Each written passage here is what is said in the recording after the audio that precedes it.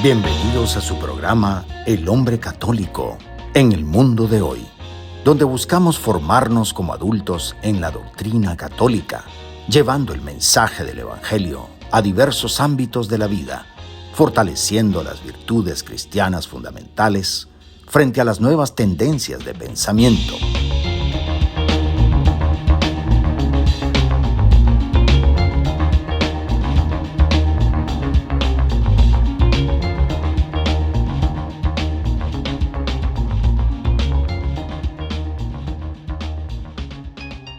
Bienvenidos a El Hombre Católico en el mundo de hoy, un espacio de fe y esperanza donde exploramos cómo vivir la doctrina católica en nuestro diario vivir. Qué alegría poder compartir con ustedes este tiempo lleno de inspiración y formación espiritual. Es un placer siempre encontrarnos por estos medios con nuestros oyentes de Radio María en Washington, en Chicago, en Nueva York, en Boston, en Houston y también en el sur de la Florida, así como con nuestra audiencia en YouTube, Facebook Live y otras redes sociales donde el Señor nos permite llegar. Gracias siempre por acompañarnos. Soy Leo Janón y es un honor estar con ustedes en este programa especial dedicado a una fiesta litúrgica que recién celebramos el pasado 22 de febrero, la fiesta de la Cátedra de San Pedro. Una fecha que nos invita a meditar sobre la autoridad y misión del papado en nuestra iglesia. En el programa de hoy vamos a explorar diversos temas relacionados con esta festividad y la figura de ahora el Papa Francisco, quien actualmente estamos en oración por su salud, pues enfrenta desafíos serios de salud en tiempos bastante complejos. Como siempre, antes de comenzar, invoquemos juntos la guía del Espíritu Santo para que ilumine este programa y toque los corazones de quienes nos escuchan. Empezamos bendiciéndonos en el nombre del Padre, y del Hijo, y del Espíritu Santo. Amén. Ven, Espíritu Santo, llena los corazones de tus fieles y enciende en ellos el fuego de tu amor. Envía, Señor, tu Espíritu y serán creadas las cosas y renovarás la faz de la tierra. Oh Dios, que has instruido los corazones de tus fieles con la luz del Espíritu Santo, danos a gustar todo lo recto según el mismo Espíritu y gozar siempre de sus consuelos. Por Cristo nuestro Señor. Amén. Bien, en este programa especial dividiremos nuestra reflexión, como siempre lo hacemos, en 4 segmentos. En el primero vamos a explorar el significado de la fiesta de la Cátedra de San Pedro, su origen bíblico y su importancia en la Iglesia como fundamento de unidad y guía en la fe.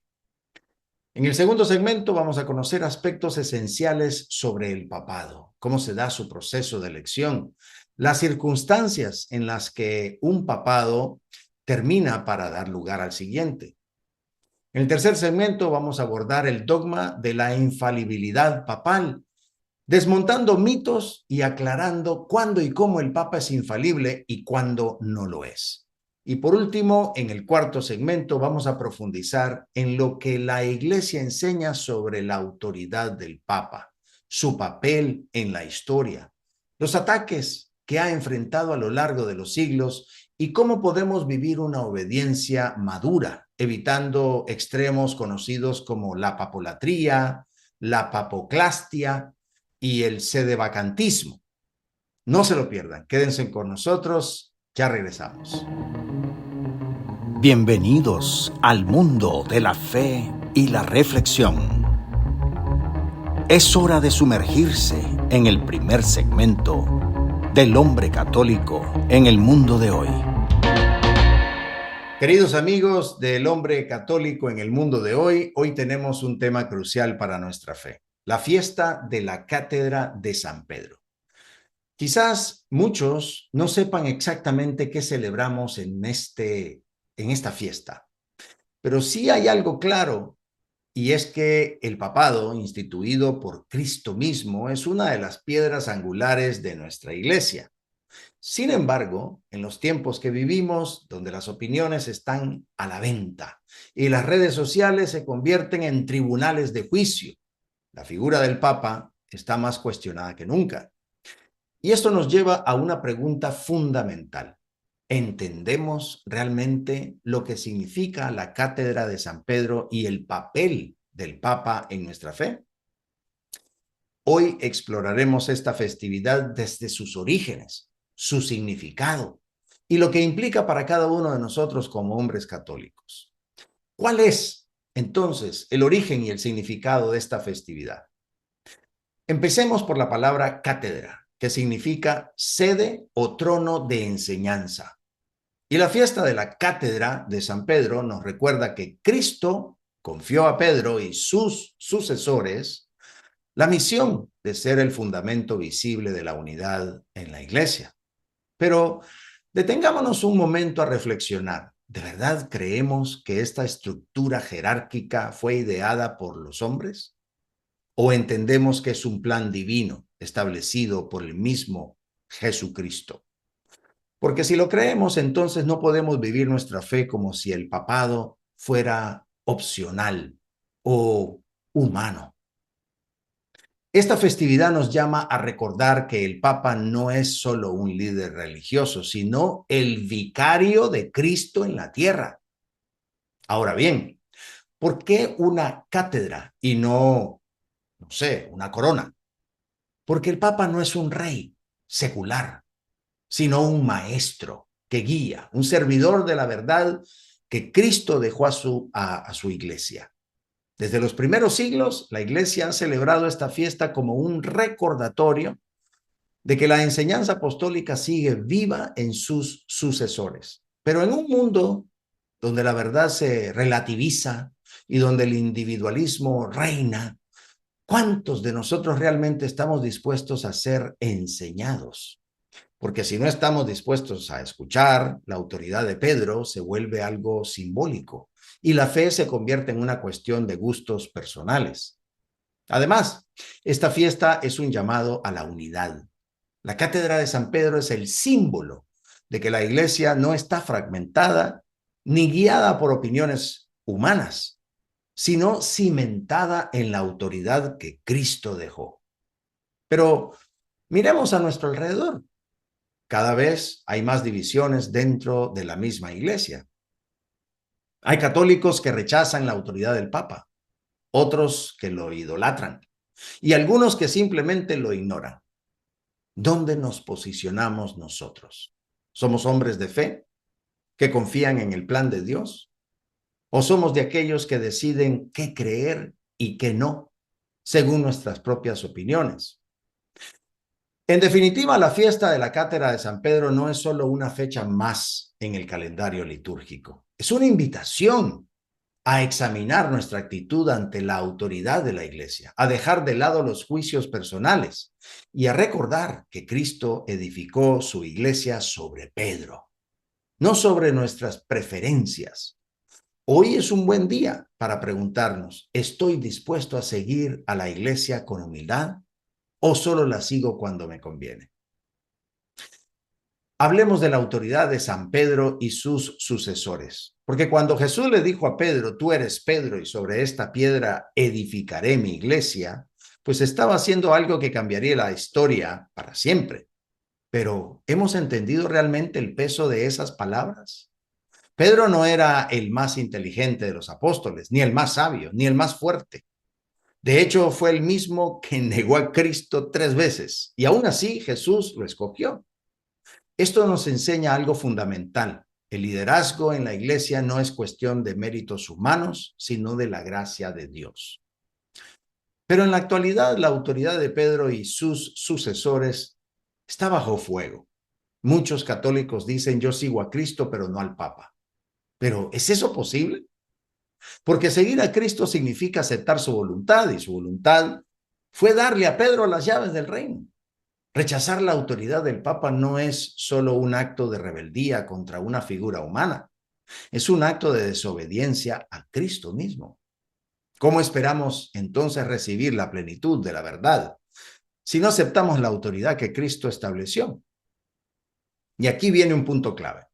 Obedecer al Papa no significa estar de acuerdo con cada decisión administrativa o política del Vaticano, pero sí significa reconocer su papel como sucesor de Pedro, orar por él y no caer en la crítica destructiva. ¿Cuántas veces hemos hablado mal del Papa sin ni siquiera haber leído lo que realmente ha dicho? ¿Nos dejamos llevar por titulares sensacionalistas o buscamos la verdad con un corazón dócil? La historia nos muestra que no todos los papas han sido santos, pero la promesa de Cristo sigue en pie. Las puertas del infierno no prevalecerán contra ella. El papado ha sobrevivido a persecuciones, cismas y también escándalos, y sigue siendo la roca sobre la que se sostiene la iglesia. Pero la pregunta entonces es, ¿contribuimos nosotros a fortalecer esa roca con nuestra oración, con nuestra fidelidad? ¿O somos parte de aquellos que la erosionan con críticas y divisiones? Hoy más que nunca el mundo necesita hombres que entiendan la importancia de la obediencia en la fe. No una obediencia ciega, sino una obediencia basada en la confianza de que la iglesia es guiada por el Espíritu Santo. ¿Estamos dispuestos a aceptar esa verdad o seguiremos filtrando la fe según nuestras preferencias personales? Ahora bien, el papado en tiempos de crisis y confusión, pues sabemos que hoy vivimos en tiempos de crisis, tanto dentro como fuera de la iglesia. Hay guerras, hay persecuciones, ideologías que atacan directamente la fe. Y dentro del mismo catolicismo, pues también vemos divisiones cada vez más marcadas. Y en este contexto, el papado es más importante que nunca. ¿Pero para qué o qué hacemos nosotros cuando el Papa toma decisiones que no entendemos o con las que no estamos de acuerdo? ¿Las juzgamos inmediatamente o buscamos comprenderlas dentro del marco del magisterio y la tradición? Vivimos en la era de las redes sociales, donde cualquier persona con un teléfono se siente con autoridad para opinar sobre el Papa. Hemos visto cómo los medios tergiversan sus palabras, sacan frases de contexto y provocan escándalo con titulares sensacionalistas. ¿Nos damos el tiempo de buscar la verdad en fuentes confiables o simplemente repetimos lo que leemos en el Internet? Hemos caído en la trampa de creer que nuestra opinión personal tiene más peso que la enseñanza de la iglesia. Además, es cierto que algunos papas han cometido errores a lo largo de la historia. Son hombres, no son infalibles en todo lo que hacen. Pero la pregunta clave es, ¿estamos dispuestos a confiar en que el Espíritu Santo sigue guiando la iglesia a pesar de los errores humanos? Porque si no lo estamos, entonces estamos diciendo que Cristo fracasó en su promesa de estar con su iglesia hasta el fin de los tiempos. En este contexto, la crisis más peligrosa no es la del papado, sino la de la fe de los fieles.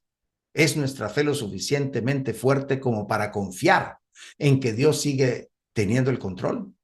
¿O en nuestra soberbia hemos comenzado a pensar que la iglesia necesita de nuestra opinión experta para sobrevivir? Si de verdad creemos en la cátedra de San Pedro, nuestro papel no es ser jueces del Papa, sino ser fieles discípulos que oran por él y por la unidad de la iglesia.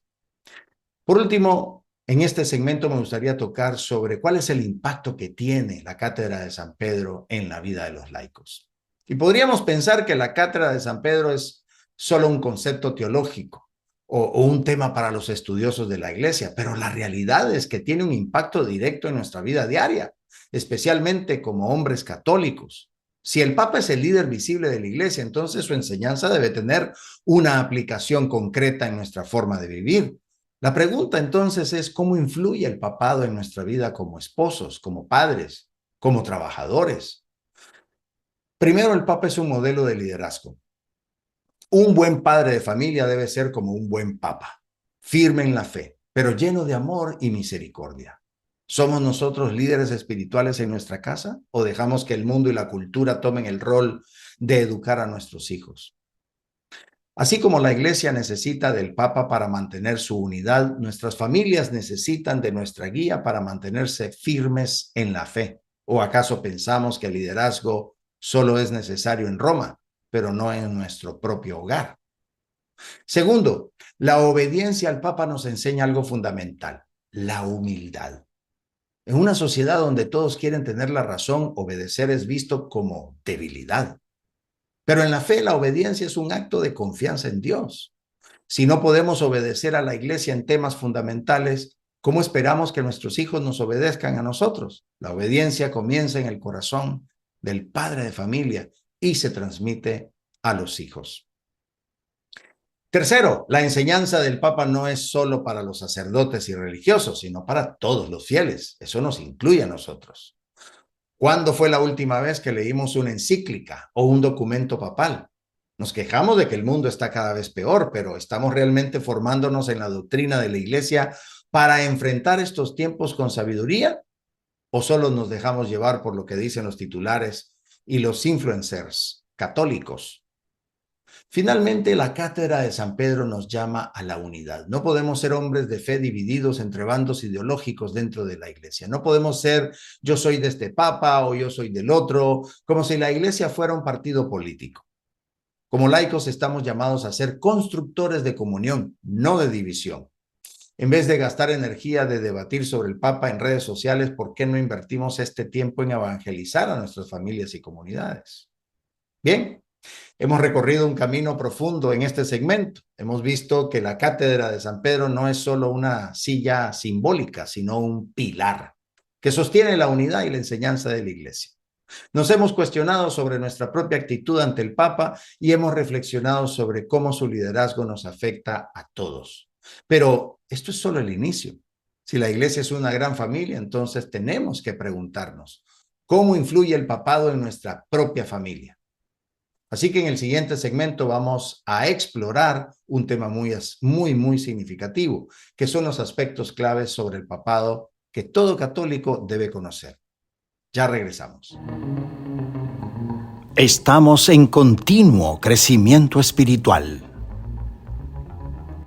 El hombre católico en el mundo de hoy seguirá en un momento.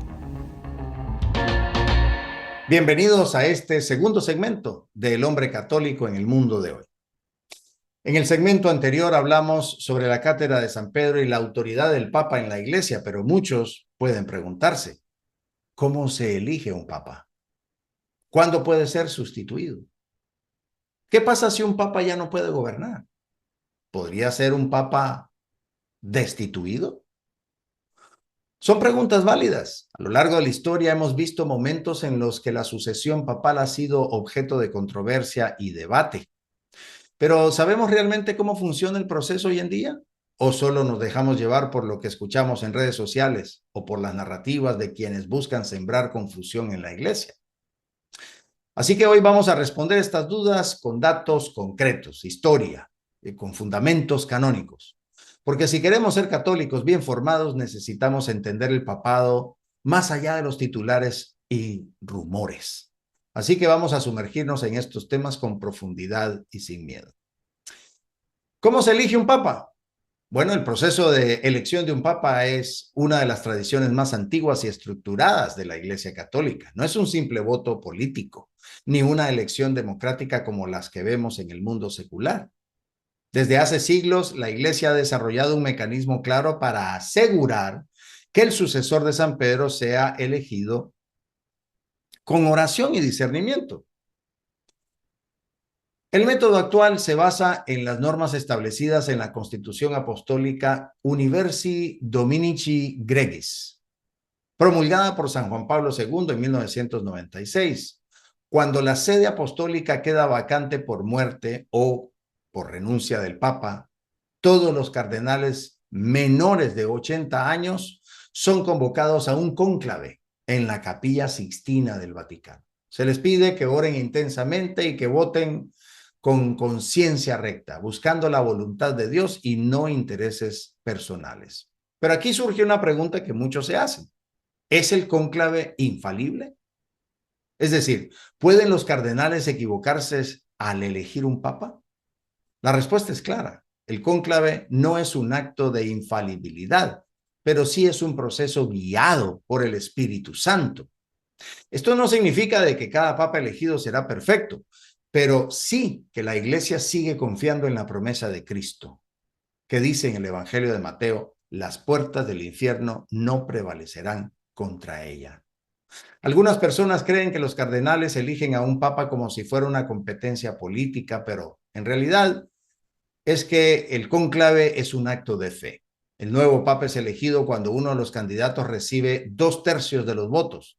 Es un proceso que, aunque dirigido por hombres, sigue un camino de oración y de discernimiento. Así que la próxima vez que se elija un papa, nos tenemos que preguntar, ¿estamos dispuestos a confiar en este proceso con fe o lo vamos a juzgar con criterios puramente humanos?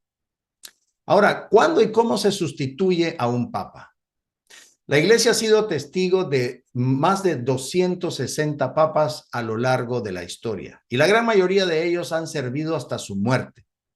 Sin embargo, la posibilidad de que un papa renuncie está prevista en el derecho canónico, específicamente en el Canon 332.2, que dice: si el romano pontífice renunciase a su oficio, se requiere para la validez que la renuncia sea libre y se manifieste debidamente, pero que no sea aceptada por nadie. Esto significa que el Papa puede renunciar si lo considera necesario, sin necesitar el permiso de ninguna otra autoridad. Su decisión debe ser completamente libre y pública. Y una vez que renuncia, su sucesor debe ser elegido en un nuevo cónclave. La renuncia papal es extremadamente rara. Solo ha ocurrido unas pocas veces en la historia. En 1294, el Papa Celestino V renunció después de solo 5 meses de pontificado porque quería volver a su vida de ermitaño. En 1415, el Papa Gregorio XII renunció para solucionar una crisis en la Iglesia.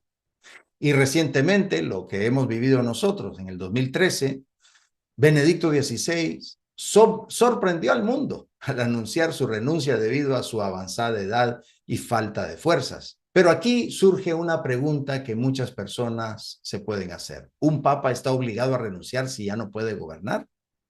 La respuesta es no. No hay ninguna norma en la Iglesia que obligue a un papa a renunciar, ni siquiera si está enfermo. Pero si un papa considera que su salud ya no le permite cumplir su misión, puede tomar la decisión de retirarse, como lo hizo Benedicto XVI. La Iglesia no deja cabos sueltos en estas situaciones. Si un papa muere o renuncia, la sucesión está garantizada. Dios no abandona a su Iglesia. Ahora, ¿puede un papa perder su cargo? La figura del Papa es central en la Iglesia Católica, eso lo tenemos que dejar claro, pues ese liderazgo es considerado vital para la unidad y la dirección de la comunidad de fieles. Sin embargo, surge una pregunta inquietante. ¿Qué sucede si un Papa queda incapacitado para ejercer sus funciones? Actualmente el derecho canónico no ofrece directrices específicas sobre cómo proceder en caso de que un Papa quede incapacitado, ya sea por enfermedad grave o deterioro mental. El Canon 335 menciona que en caso de que la sede apostólica esté vacante o totalmente impedida, nada debe innovarse en el gobierno de la Iglesia. Sin embargo, no se define claramente qué significa totalmente impedida, ni se establecen procedimientos para tal situación. En la práctica, si un papa se encuentra temporalmente incapacitado, las funciones administrativas y pastorales cotidianas son gestionadas por la curia romana, bajo la dirección del secretario de Estado, actualmente el cardenal Pietro Parolin. No obstante, decisiones de mayor envergadura que requieren la autoridad papal quedarían en suspenso hasta la recuperación del pontífice. Para abordar posibles escenarios de incapacidad permanente, el Papa Francisco ha revelado que al inicio de su pontificado firmó una carta de renuncia anticipada para ser utilizada en caso de impedimento médico severo que le impidiera cumplir con sus deberes. Esta carta está en posesión del entonces secretario de Estado, el cardenal Tarcisio Bertone. Sin embargo, la implementación de dicha renuncia dependería de la evaluación y consenso de los cardenales y altos funcionarios de la Iglesia, ya que no existe un protocolo establecido para estos casos. Es decir, la cosa no está tan sencilla que digamos. Pero bien, ¿existe una figura número 2 en el Vaticano? Bueno, aunque el Papa es la máxima autoridad en la Iglesia Católica y no tiene un sustituto oficial, en la estructura vaticana existen roles clave que asisten en la administración y gestión diaria. Por ejemplo, el secretario de Estado es considerado el colaborador más cercano del Papa, pues supervisa la curia romana y coordina las actividades de los distintos dicasterios. En situaciones donde el Papa está temporalmente incapacitado, pues el secretario de Estado asume la responsabilidad de las operaciones diarias. Tenemos también al prefecto de la Casa Pontificia.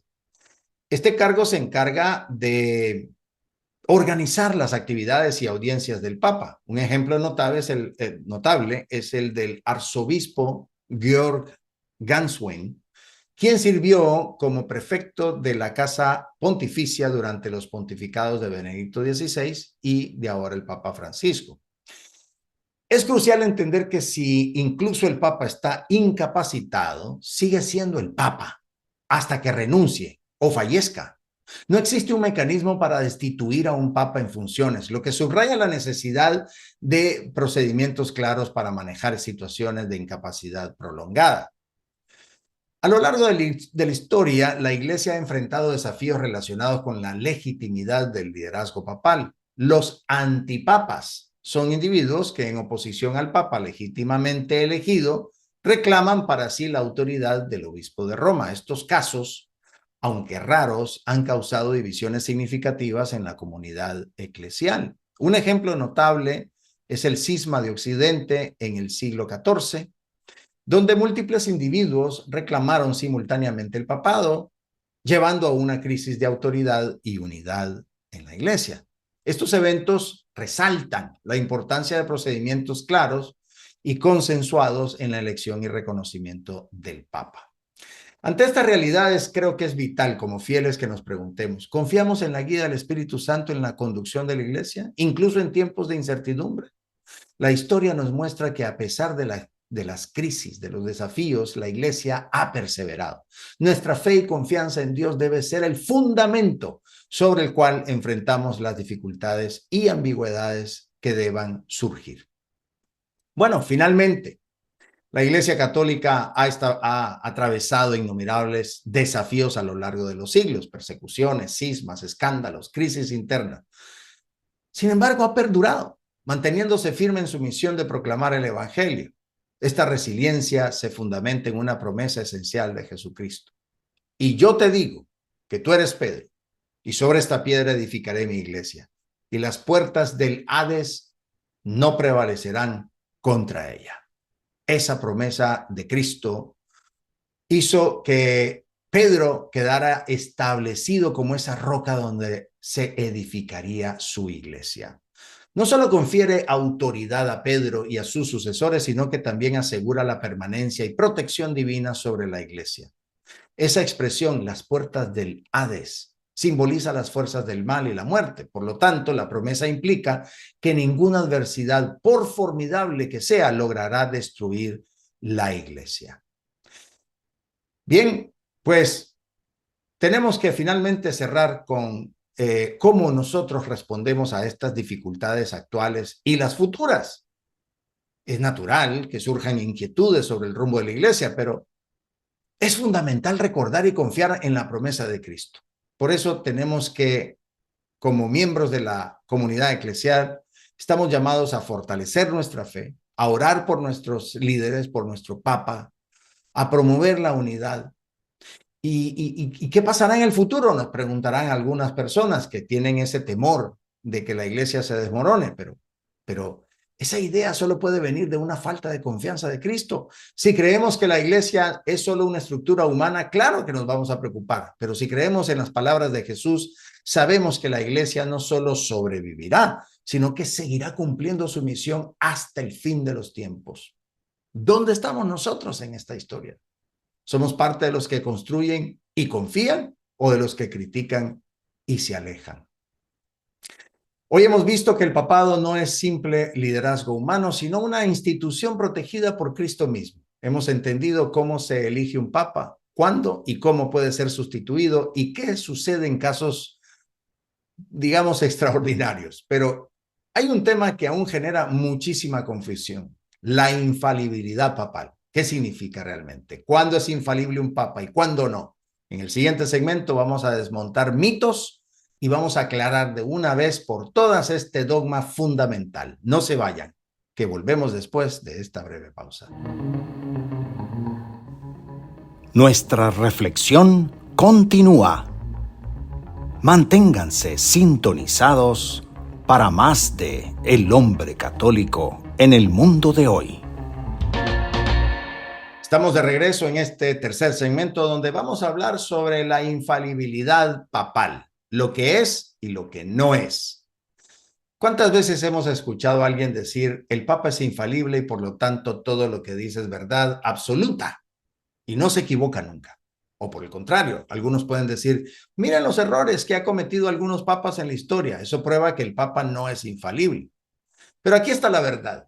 Ambas afirmaciones son falsas. La infalibilidad papal no significa que el Papa sea un santo impecable, ni que sea un genio que siempre tiene la razón en todo lo que dice. Tampoco significa que cada vez que el Papa habla lo hace con autoridad divina. La infalibilidad es algo mucho más profundo y hermoso. Hoy vamos a desmontar mitos, explicar qué significa realmente este dogma y sobre todo enfrentarnos a nuestra propia actitud hacia la Iglesia en este aspecto. Bien, pues, ¿cuál es el origen de este dogma de la infalibilidad papal? Este dogma nació en el Concilio Vaticano I. La infalibilidad del Papa no es un privilegio humano, sino una garantía divina dada por Cristo mismo. Porque Jesús le dijo a Pedro, yo he rogado por ti para que tu fe no desfallezca. Y tú, una vez convertido, confirma a tus hermanos. Ahí estaba asegurando que Pedro y sus sucesores tendrían una misión especial, ser garantía de la verdad de la fe. Sin embargo, este dogma no se definió formalmente sino hasta el Concilio Vaticano I, en 1870, cuando la Iglesia, en respuesta de los ataques contra la autoridad del Papa, proclamó lo siguiente en la Constitución: Pastor aeternus.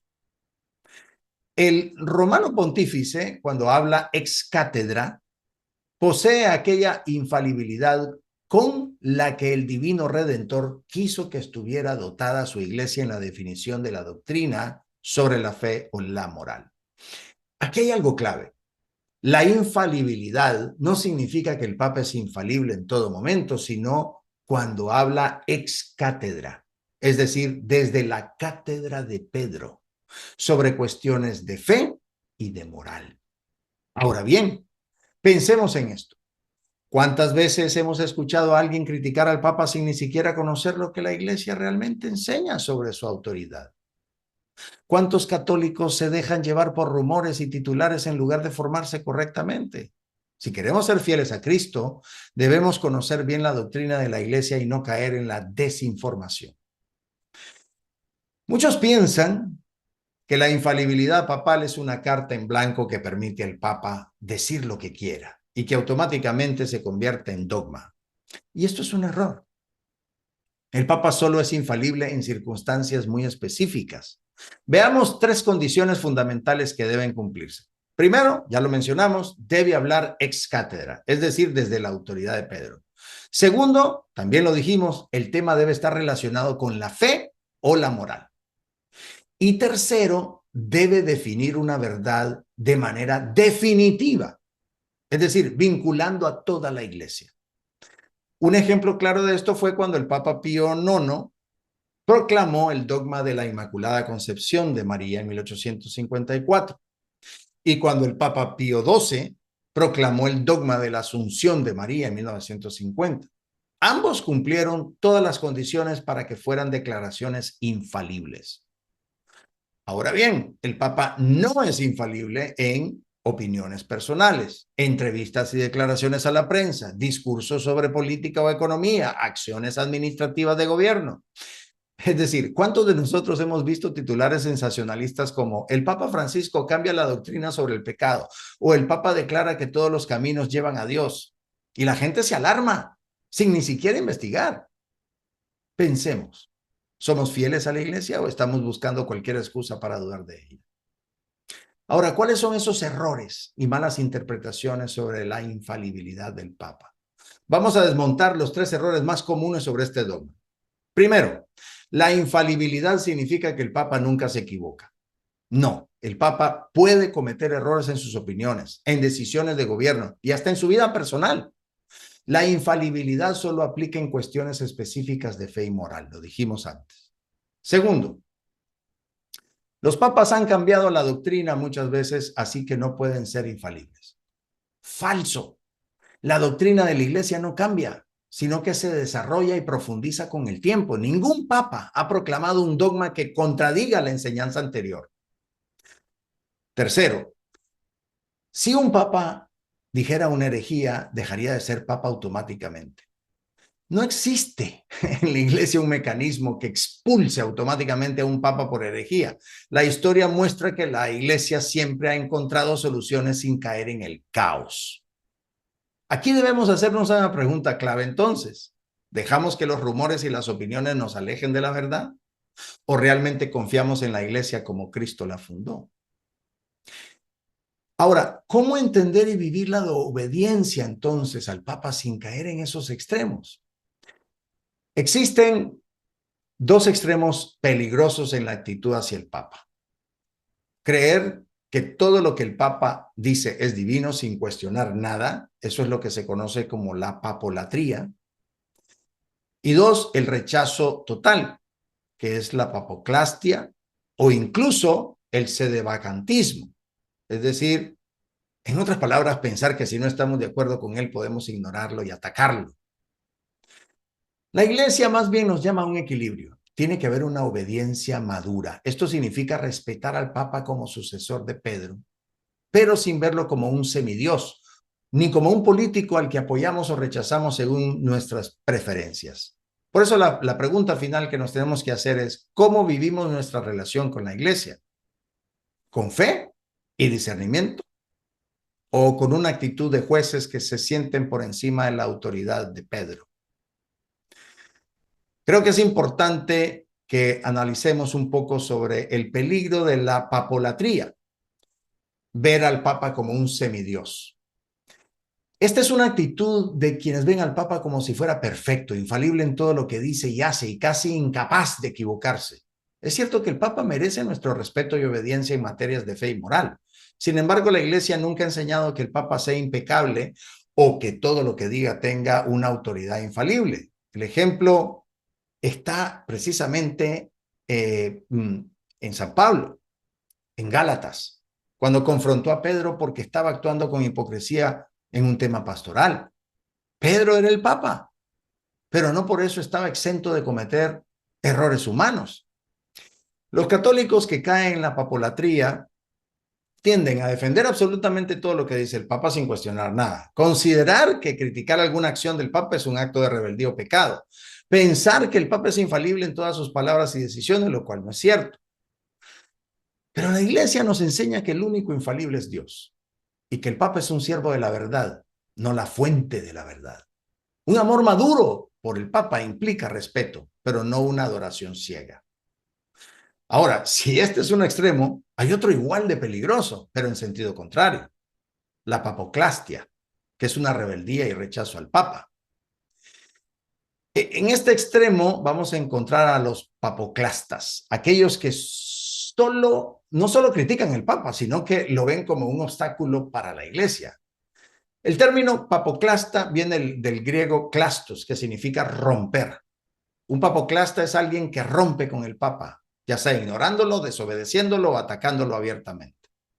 En la historia de la Iglesia siempre ha habido católicos que se rebelan contra el Papa cuando no están de acuerdo con él. Algunos ejemplos son pues los que existieron en el siglo XV, que se negaban a aceptar las reformas del Concilio de la Constanza o de Constanza. Los que también excedieron en el siglo XX, cuando atacaron a San Pablo VI por la encíclica Humanae Vitae, que reafirmaba la enseñanza contra la anticoncepción. Y también aquellos que hoy en día rechazan al Papa simplemente porque no les gusta su estilo o ciertas decisiones.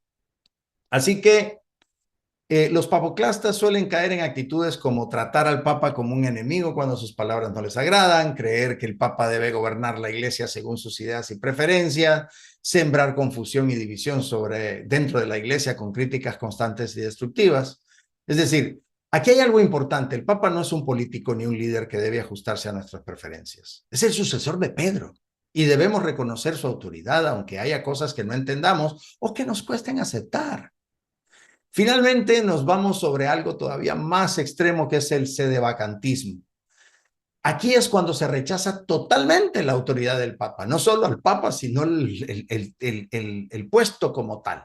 Es la postura más radical de la papoclastia, porque los sedevacantistas creen que la sede de Pedro está vacante, es decir, que no hay un Papa legítimo, y este grupo surgió después del Concilio Vaticano II, cuando algunos pensaron que las reformas de la Iglesia eran una traición a la tradición. Desde ese entonces, algunos sedevacantistas han llegado a rechazar a todos los papas recientes, desde Juan XXIII hasta el Papa Francisco. Pero aquí hay algo que debemos entender: el sedevacantismo es una herejía. Quienes lo sostienen están rompiendo con la Iglesia y con la promesa de Cristo, que dice: yo estaré con ustedes todos los días hasta el fin del mundo. Si un católico dice que no hay papa, está negando la continuidad del papado que Jesús estableció. Y si cree que puede decidir por sí mismo cuándo un papa es legítimo y cuándo no, pues está cayendo en un error de orgullo y soberbia espiritual.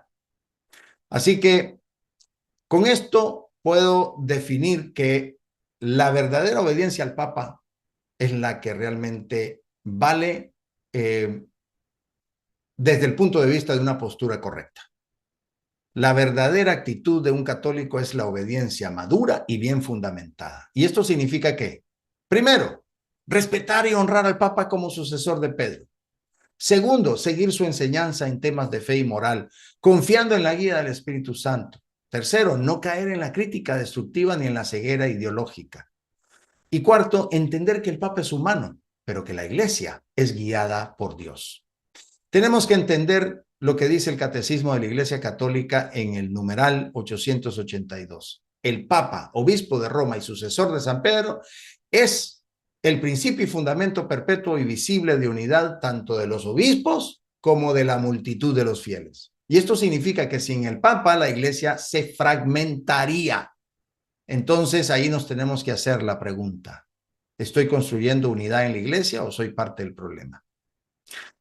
Bien, hoy hemos aprendido que la relación con el Papa no puede ser de extremos, ni una admiración ciega ni un rechazo destructivo. La verdadera obediencia es la que nace de la fe y el amor a Cristo. Al final es Cristo, pero Cristo a través de su Iglesia. Y esto nos lleva a una última pregunta: ¿qué dice la Iglesia sobre la autoridad del Papa y su papel en la historia? En el siguiente segmento vamos a ver eso, precisamente, lo que nos enseña la Biblia, el catecismo y la tradición sobre el papado. No se vayan, que volvemos después de esta breve pausa. El cierre está cerca, pero aún hay más por descubrir. El hombre católico en el mundo de hoy continuará en breve. Bienvenidos a este cuarto y último segmento.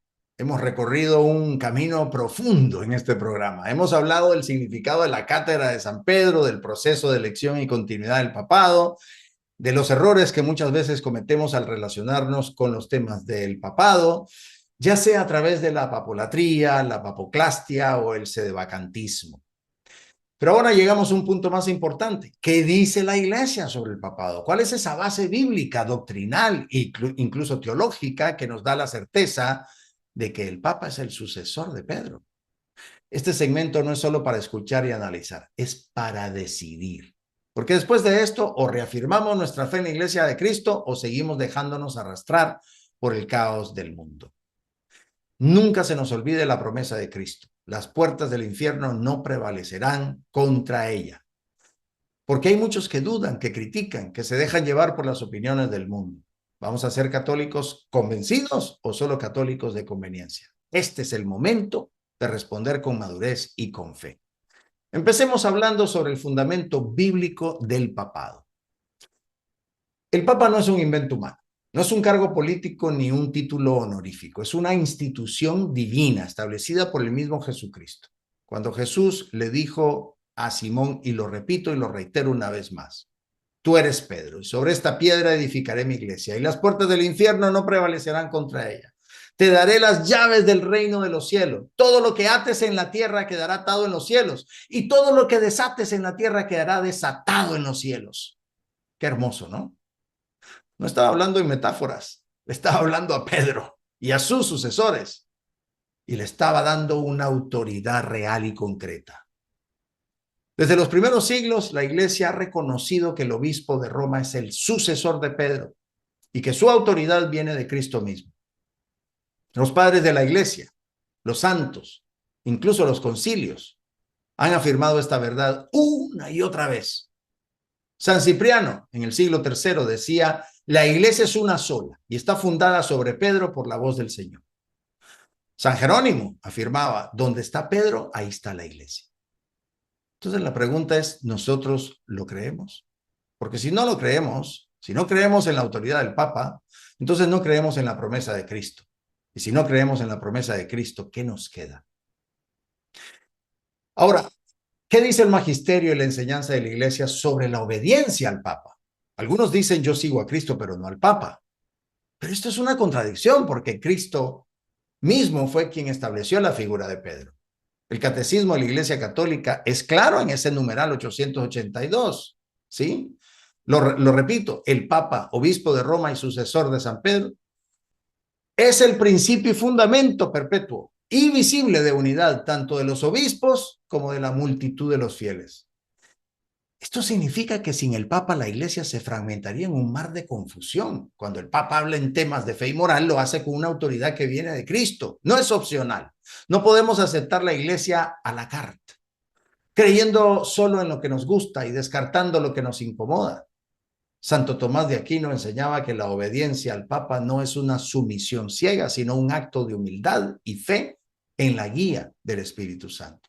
Y aquí la pregunta es: ¿vivimos con esa fe, con esa humildad, o nos creemos por encima de la enseñanza de la Iglesia? Porque si la obediencia al Papa no es solo cuando estamos pues de acuerdo con él, pues entonces no es obediencia, es conveniencia. Bien, ¿y cuáles han sido esos ataques al papado en la historia e incluso en la actualidad? Desde el principio el papado ha sido atacado innumerables veces. En el Imperio Romano los primeros papas fueron perseguidos y martirizados. En la Edad Media hubo intentos de manipular el papado con influencias políticas. En la Reforma Protestante se negó la autoridad del papa, fragmentando la cristiandad. Y en los siglos XX y XXI, la secularización, el relativismo, los medios de comunicación, todo eso ha distorsionado la imagen del papado. Ahora, hoy en día, los ataques contra el papa son un poco más sutiles, pero igual de peligrosos. Algunos lo atacan desde dentro de la iglesia incluso, como los que ya mencionamos, los sedevacantistas, los tradicionalistas radicales. Y otros lo atacan desde fuera, promoviendo ideas de que la iglesia debe modernizarse según los valores del mundo.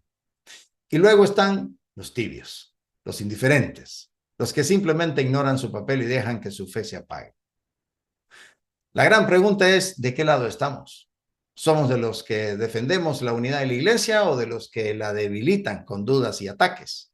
Porque la iglesia no se debilita por las persecuciones externas, se debilita cuando los mismos católicos nos dejamos de creer en ella. Ahora, creo que es importante que nos concentremos en el llamado a la oración y la unidad en la iglesia.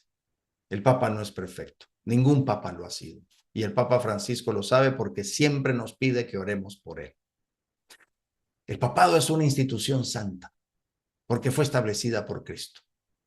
Y la mejor manera de fortalecer la iglesia no es criticando ni dividiéndonos, sino orando por el Papa. San Juan Pablo II dijo una vez: la iglesia necesita santos más que críticos. ¿Estamos orando por el Papa o solo juzgándolo? La unidad de la iglesia está en nuestras manos. Podemos elegir ser fieles, vivir en obediencia y defender la fe. O podemos ser parte de los que critican, de los que dudan y los que, sin saber, se están alejando. Pero no podemos ser neutrales. O construimos la iglesia o la debilitamos. O confiamos en Cristo o confiamos en nuestras propias opiniones. Bien, hoy hemos recorrido la historia, la doctrina, la verdad sobre el papado. Pero ahora la decisión está en vos, querido oyente. Está en todos ustedes, querida audiencia. ¿Vamos a vivir como católicos firmes en la fe, que confiamos en la promesa de Cristo? ¿O vamos a seguir dejándonos arrastrar por las dudas y opiniones del mundo? La iglesia necesita hombres valientes, hombres que oren por el Papa, hombres que defiendan la unidad, hombres que confíen en que Cristo no abandona a su iglesia. La decisión es nuestra. Nos vemos en el próximo programa, no sin antes cerrar con esta oración. Jesús, me fío de ti. Te quiero, te adoro. Te doy gracias. Te pido perdón. Te pido gracias. Y me ofrezco a ti como María. Madre de la misericordia, Madre buena. Tú que trajiste el Salvador al mundo, eres Madre y Reina de esta iglesia, del vicario de Cristo, de todos los sucesores de Pedro, de nuestro querido Papa Francisco y de su salud, y de todos nosotros aquí en la tierra y en el cielo, y también de los confusos que desdeñan tu amor y no te aman. Madre, Madre Santa, danos la paz, danos el amor, danos al Padre, al Hijo y al Espíritu. Danos con tu gracia, la gracia de ser santos, la gracia de ser buenos. Amén, amén, amén. Y nos bendecimos en el nombre del Padre, del Hijo y del Espíritu Santo. Amén. Gracias por acompañarnos, esperando que esta hora de fe y reflexión haya sido enriquecedora para sus vidas. Nos encontramos la próxima semana con más inspiración para vivir como auténticos discípulos de Cristo. Hasta entonces. Estuvo con ustedes el hombre católico en el mundo de hoy. Esperamos haberles guiado hacia una comprensión más profunda de su fe, permitiéndoles aplicarla en su vida diaria y contribuir al bien común y a la transformación positiva del mundo. Los esperamos, con el favor de Dios, en nuestro próximo programa.